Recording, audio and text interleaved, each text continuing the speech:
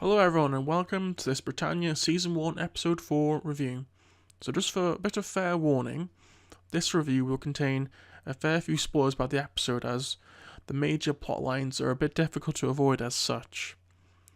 So in this episode, I would say there's two major story points.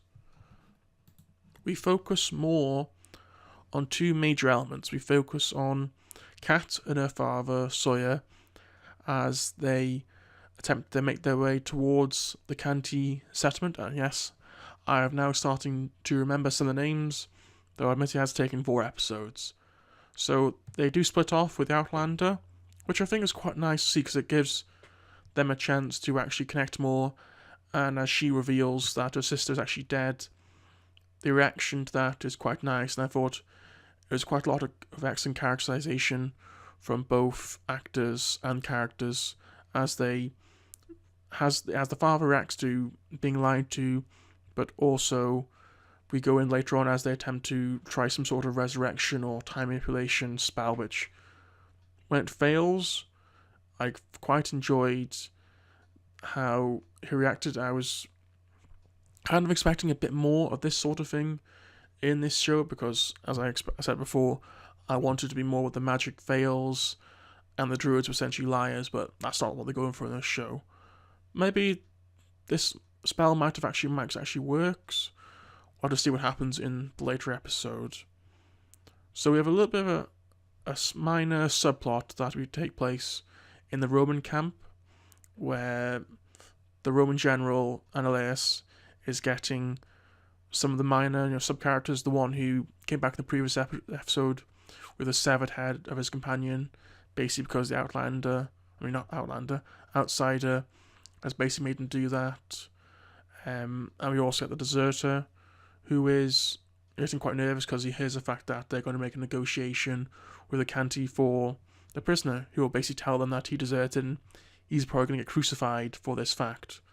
So you can tell he's starting to get a bit more nervous now. I'm assuming that the general knows a little bit. I'm not exactly. He's probably suspecting. Obviously, he's not going to know exactly, but he's probably suspecting, and therefore he's probably pushed him to a situation where he knows he'll have a crack or give in or try and flee. That's what I'm expecting, really. Of course, it could be the case that the other soldier comes back and he gets crucified. Could be quite simple as that. They have been quite quick at killing off the side characters, so that could be a possibility. But the main show for this episode is the druids and the Canty, and basically the sacrifice of, spoilers, King Pellinor, which comes as a surprise to him because he was expecting that his daughter would get sacrificed after he revealed the Roman treachery. Obviously in the trails they show the druid circle and expect the sacrifice, but it wasn't quite clear. I'm not sure. I was a little bit surprised they got rid of Ian McDermott as Pellinor,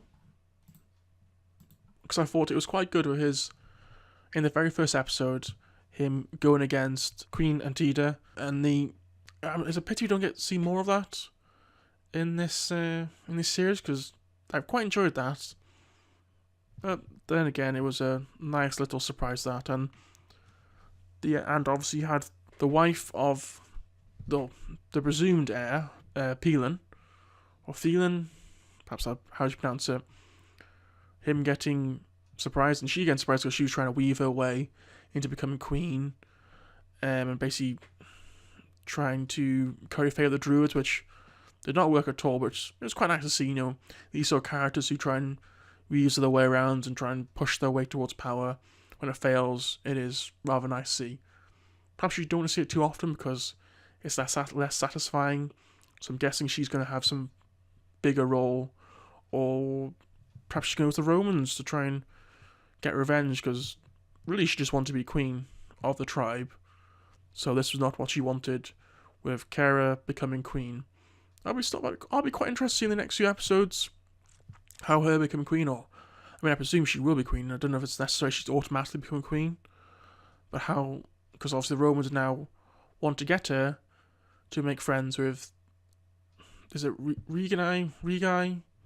I think that might be the tribe. So will the Romans decide, you know what, pretend we're working with them, let these two fight it out, because that's what the Roman soldier in the torture, no, who was the prisoner of the Canti, was saying, that he'll make those two fight each other. So perhaps Pelan will tell Care this is the idea that what they're going to go for. But I would say that, yeah, for this episode, perhaps not a lot of action as such, but plenty of drama, which I particularly enjoyed. It's quite nice to see these sort of episodes where they focus in on characters. So I'm guessing the next episode or two, we'll get a lot more of the Outsider and the Roman camp, just as we have now focused on, I think it's Cat and Sawyer, and obviously the Canti and the rituals. I mean, the rituals, was quite a big event. So fingers crossed that. Probably speed up a little bit, maybe a little bit of some battles. I'd expect as such.